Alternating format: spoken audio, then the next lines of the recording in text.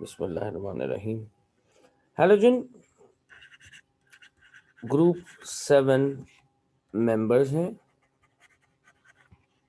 and they include fluorine, chlorine, bromine, iodine and astatine. ठीक है, ये 5 एलिमेंट्स हैं। इस कॉलम की मतलब हम ग्रुप को क्या मानते हैं? कॉलम मानते हैं, राइट। और इस कॉलम में सबसे टॉप मोस्ट फ्लोरीन है, फिर क्लोरीन है, फिर ब्रोमीन है, फिर आयोडीन है और फिर एस्टाटीन। अच्छा, खास बात क्या है, हैलोजन वर्ड के जो लिटरल मीनिंग है ना, वो है सॉल्ट फॉर्मर। मतलब ये जिस भी मेटल के साथ कनेक्ट करेंगे सॉल्ट बनाएंगे, right. Salt former once combined with metals they produced salt। ये क्या बनाएंगे? सॉल्ट बनाएंगे। अच्छा जी, halogen have 7 electrons in the valence shell.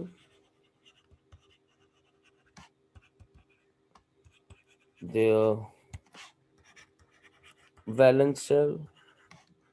So if we want to differentiate between fluorine and chlorine, fluorine has 7 electrons, 1, 2, 3, 4, 5, 6 and 7. You only has to draw balance shell। और fluorine और chlorine को differentiate तुम size of atom से करोगे कि chlorine would be slightly bigger than fluorine. क्यों? क्योंकि chlorine के पास कितने शेल्स कंप्लीट हैं? 2 शेल कंप्लीट हैं, जबकि फ्लोरीन के पास सिर्फ पहला शेल कंप्लीट है, दूसरा इनकम्प्लीट है। फेमस एज नॉन मेटल्स, ये अच्छे नॉन मेटल्स हैं, काफी रिएक्टिव हैं, हाईली रिएक्टिव नॉन मेटल्स की तरह से हैं। अच्छा जी, साथ साथ सर फेमस मेटल या famous non metal? Non metal, I was writing non metal but I forgot non. But anyways, reactive non metal है, अपने पीरियड के सबसे रिएक्टिव, मतलब अपनी हॉरिजॉन्टल लाइन में सबसे स्ट्रॉन्गेस्ट नॉन मेटल कौन है? Halogen, right. यहां पर जो बात जहन में रखनी है कि इंटर मॉलिक्यूलर फोर्सेस, कौन सी फोर्सेस हैं इनमें? Van der Waals forces. कौन सी फोर्सेस हैं? Van der Waals forces are present between the molecules of halogen। Halogen के मॉलिक्यूल का फॉर्मूला क्या है? F2Cl2Br2I2AT2। तो डाउन द ग्रुप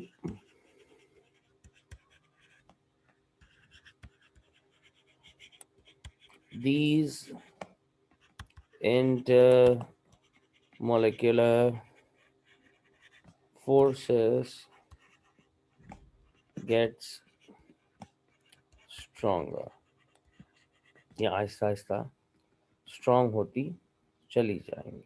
अब जरा देखिए, अब मुझे कैसे पता चले कि इंटरमोलिकुलर फोर्सेस स्ट्रांग हो रही हैं?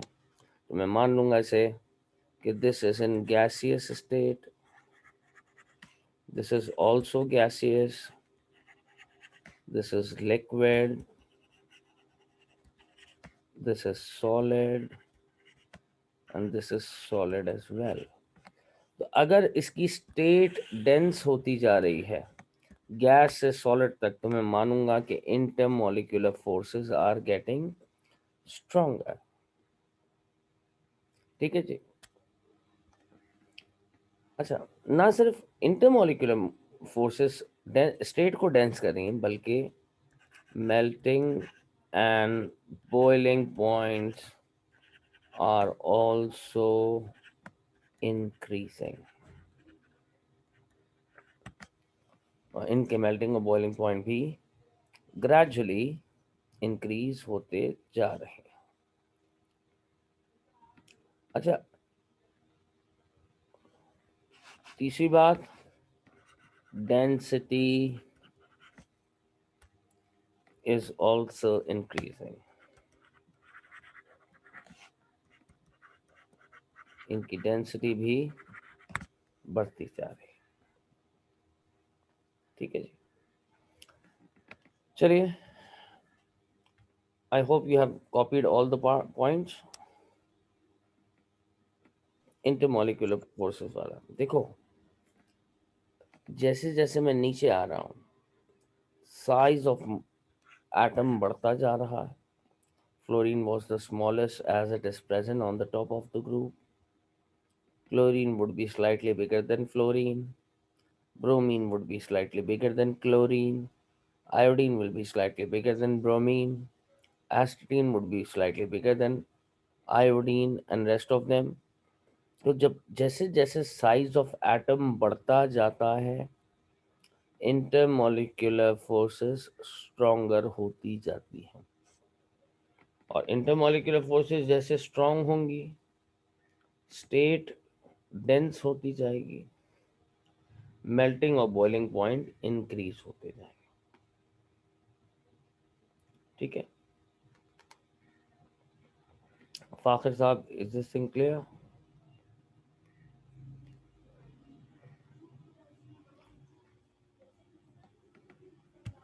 ओके, अब माय प्लेजर। अब बात को आगे की तरफ लेके चलते हैं। मेरे पास एक और पॉइंट है, कलर ऑफ हेलोजन। याद रखिए, the colour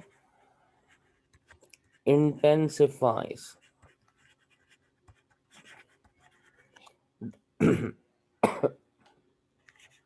down the group. In colours को साथ के साथ याद कर लीजिएगा आज के आज। फ्लोरीन का कलर येलो या पेल येलो गैस है। क्लोरीन का कलर येलो ग्रीन गैस है। ब्रोमीन का कलर दो मुख्तलिफ हो सकते हैं। लिक्विड स्टेट में ये रेड कलर्ड है और वेपर स्टेट में ब्राउन और ऑरेंज वेपर है।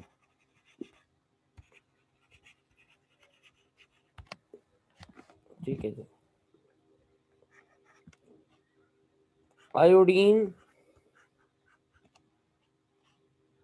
सॉलिड हालत में होता है रूम टेम्परेचर पे, ब्लैक शाइनी सॉलिड या क्रिस्टल।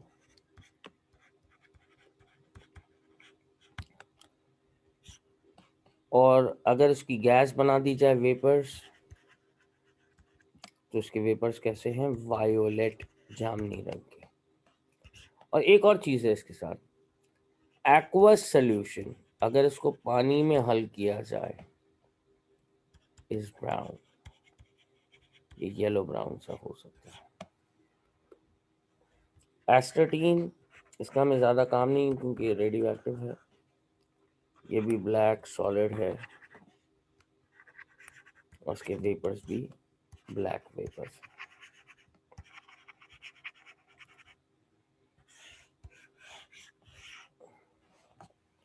तो ये मेरे पास इनके कलर फीचर्स आ गए।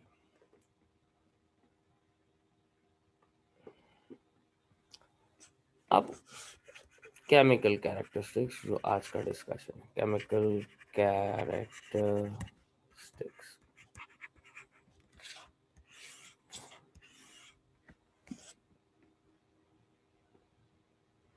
केमिकल कैरेक्टरिस्टिक्स में पहला chemical feature, reaction with hydrogen gas. यहाँ एक खास बात जाननी जरूरी है आपने, halogen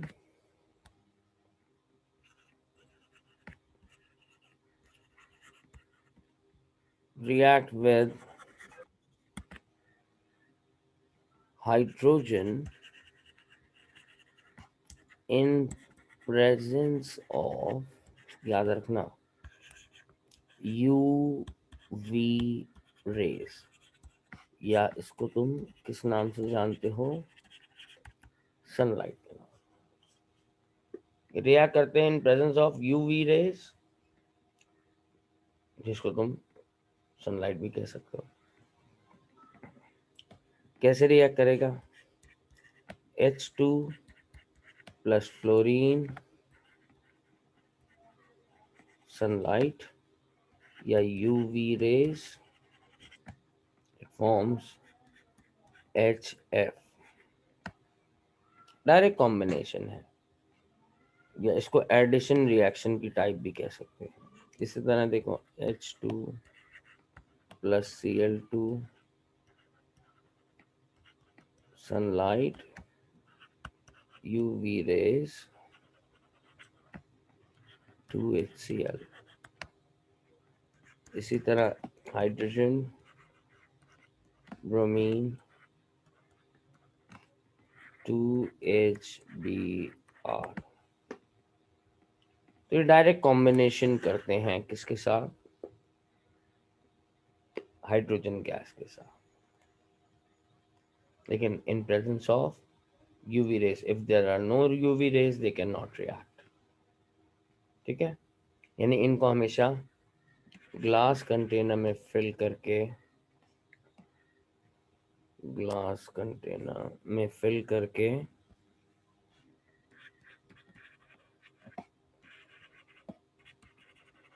is used for reaction।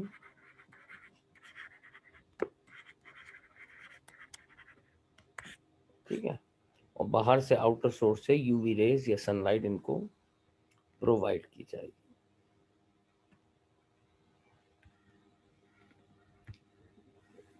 जब कॉपी कर लें तो कोई भी एक बच्चा मुझे मैसेज कर दे, ताकि फिर मैं आगे की तरफ जाऊं।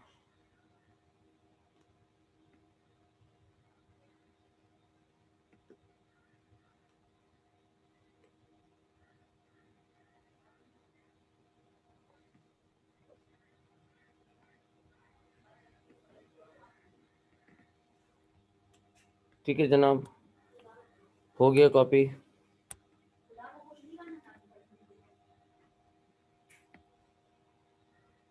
ओके, फाखिर आप लिख लीजिए, कॉपी कर लीजिए।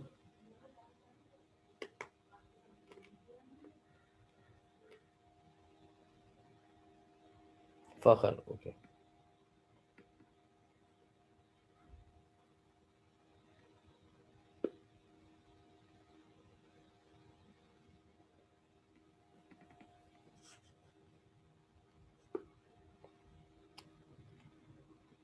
Glass container use for reacting them. देखो, अगर मैं ग्लास कंटेनर यूज नहीं करूं, आयरन का कंटेनर यूज करूं और रिएक्ट कराऊं इन दोनों को, तो मैं यूवी रेस कहाँ से पास करूंगा। यूवी रेस तो मैं या तो सनलाइट से दे सकता हूँ, राइट, या बाहर से कोई यूवी टॉर्च यूज करूं, तब ये रिएक्शन यूज होगा, ये इस्तेमाल होगा।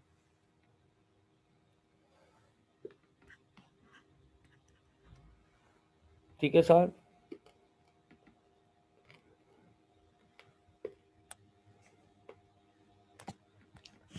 बात को आगे लेके चलते हैं। सेकेंड केमिकल प्रॉपर्टी में reaction with metals.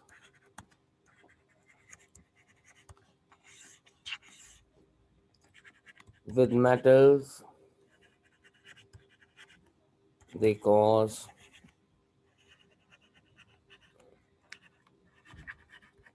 addition reaction. Again, जैसे सोडियम है, इसके साथ क्लोरीन को एक्सपोज कर दो, it makes sodium chloride, which is an ionic compound.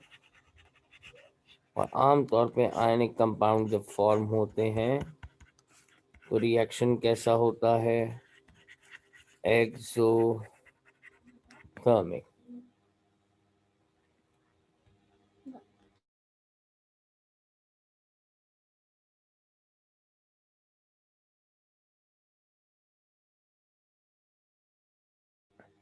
इसी तरह मैग्नीशियम के साथ रिएक्शन करवा लीजिए, हीट करेंगे इसको मैग्नीशियम के साथ,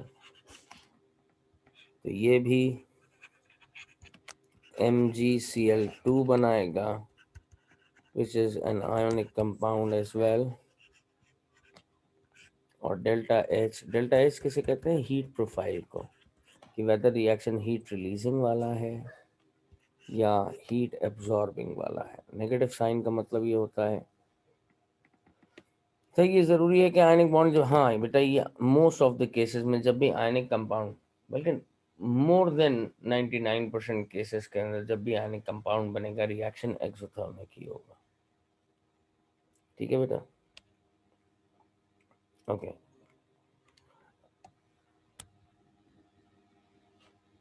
ये ट्रायंगल एक इंडिकेटर है, एक सिंबल है जो हीट के बारे में बताता है। अगर हीट पॉजिटिव लिखी हो, डेल्टा एच पॉजिटिव, तो इसका मतलब रिएक्शन कैसा है? एंडोथर्मिक। बातें अभी नेक्स्ट चैप्टर में आने वाली हैं। और अगर डेल्टा एच के साथ नेगेटिव साइन के साथ नंबर लिखे हैं तो तुम क्या मानोगे? रिएक्शन क्या है? एक्सोथर्मिक। रिएक्शन कैसा है? एक्सोथर्मिक। अच्छा, इन दो प्रॉपर्टीज के बाद सबसे इंपॉर्टेंट प्रॉपर्टी है जिसको समझना जरूरी है। यहाँ तक सारे बच्चे मेरे साथ हैं? Please respond me in the chat box if you are clear with all the points that we have discussed so far. Everyone,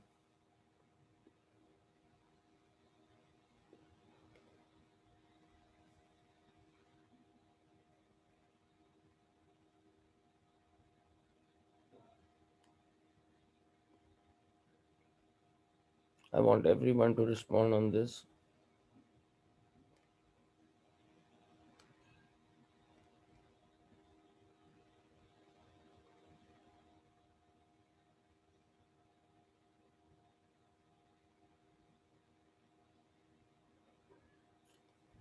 The exothermic thing. Let me see that. Bracket में मैंने खुद लिखा था कि इसको डिफरेंशिएट कर सकूं।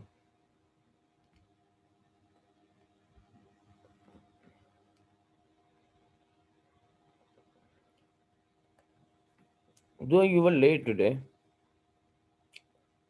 Exothermic reaction में माचिस जलाई कभी उमर? जी सर। अच्छा, माचिस जलाते ही क्या होता है? आग लग जाती है कहाँ पे? माचिस पे। माचिस पे। अच्छा, शुक्र है, वरना बड़ा खतरनाक होता। अच्छा, तो ये फायर इसमें से कौन सी एनर्जी को रिलीज कर रही है? या आग ठंडी सी होती है, गर्म सी होती है?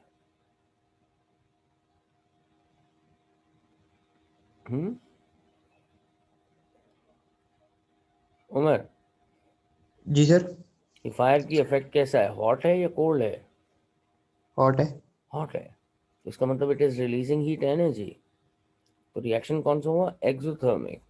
तो हर वो रिएक्शन जिसमें से हीट निकले बाहर, उस रिएक्शन को मैं क्या कह सकता हूँ? Exothermic reaction. ठीक है उमर भाई?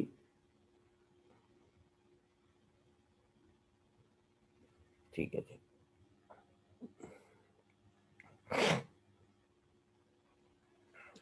नेक्स्ट प्रॉपर्टी के लिए मुझे पूरा एक पेज चाहिए। अच्छा, ये प्रॉपर्टी जब अभी टाइमर सबके पास चल रहा है, पहला सेशन ख़त्म होने के अंदर तकरीबन 9 मिनट है। तो जब 1 मिनट रह जाए तो इस पेज का स्क्रीनशॉट ले लेना, ताकि फिर हम उसको रीशेयर करके फिर स्टार्ट कर सकें। ओके, अब सबसे इम्पोर्टेंट प्रॉपर्टी है इसकी ऑक्सीडाइजिंग रिड्यूसिंग बिहेवियर। अब आप मैं 100% श्योर हूँ कि शायद 2 या 3 बच्चों के अलावा ऑक्सीडाइजिंग और रिड्यूसिंग बिहेवियर के मतलब भी सब बच्चों को नहीं पता है। अच्छा, पहले तो एक एनाग्राम याद रखो, oil rig. Oil stand for oxidation is loss of electron. Oxidation is loss, oil. Reduction is gain of electron. पहले तो इन प्रोसेस के मतलब समझ में आ जाए कि मैं ऑक्सीडेशन किसे कहूँगा, इलेक्ट्रॉन लॉस और एरर। तो सर मुझे क्या नज़र आएगा? नहीं, मुझे डायरेक्टली नज़र नहीं आएगा, मुझे उसको पोस्टमार्टम करके देखना पड़ेगा कि क्या इलेक्ट्रॉन गेन हुए हैं या लॉस। अच्छा, अब ये तो ऑक्सीडेशन और रिडक्शन की डेफिनेशन हो गई। अब जो बात है, ऑक्सीडाइजिंग एजेंट क्या है?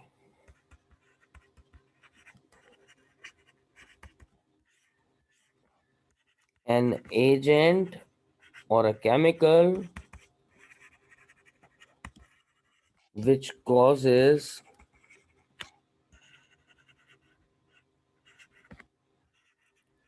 oxidation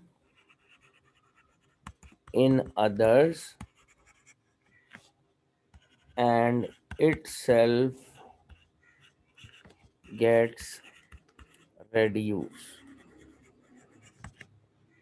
जो दूसरों में लॉस ऑफ इलेक्ट्रॉन कॉज करे और खुद कैसा हो जाए, गेन कर ले, उस रिएजेंट को हम क्या कहते हैं? Oxidising agent. और जो दूसरों के अंदर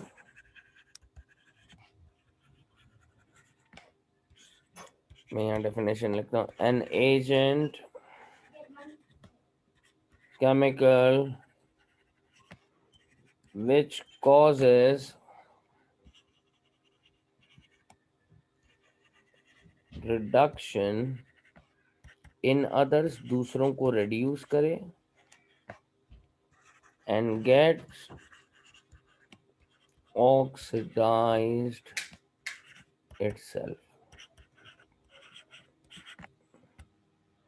और खुद से क्या हो जाए? A chemical which causes oxidation in others, खुद से क्या हो जाए? reduce, तो वो क्या है? ऑक्सीडाइजिंग। यानी ऑक्सीडाइजिंग एजेंट दूसरों को ऑक्सीडाइज करने वाला, पर खुद से रिड्यूस होने वाला। रिड्यूसिंग एजेंट दूसरों को रिड्यूस करने वाला, लेकिन खुद से ऑक्सीडाइज हो जाने वाला केमिकल है। सर इसका मतलब जो है ना, बस ठीक है, थोड़ी बहुत अंग्रेजी समझ में आ गई। अच्छा, अब ज़रा देखिएगा नेक्स्ट पेज पे, मेरे पास 5 मिनट 31 सेकंड है। अगर कोई स्पीशी इलेक्ट्रॉन गेन कर ले, गेन मतलब ऐड कर ले, तो उस पर कौन सा चार्ज आ जाना चाहिए? एक इलेक्ट्रॉन एक्स्ट्रा हो जाना चाहिए। इलेक्ट्रॉन पे चार्ज क्या है? नेगेटिव। तो इस प्रोसेस को तुम क्या नाम दोगे? रिडक्शन का। और अगर एक स्पीसी इलेक्ट्रॉन लूज कर दे, तो उस पर कौन सा चार्ज आ जाना चाहिए? प्लस का। यानी उस स्पीसी में क्या, कौन सा प्रोसेस हो रहा है? तो एक्स, ये वाला एक्स जिसमें रिडक्शन हो रही है, खुद से क्या कहलाएगा? ऑक्सीडाइजिंग एजेंट, क्योंकि इसमें खुद कौन सा प्रोसेस हो रहा है? रिडक्शन, यानी गेन ऑफ इलेक्ट्रॉन। और ये X, ये क्या कहलाएगा? रिड्यूसिंग एजेंट, क्योंकि इसमें खुद से कौन सा प्रोसेस हो रहा है? ऑक्सीडेशन का प्रोसेस हो रहा है।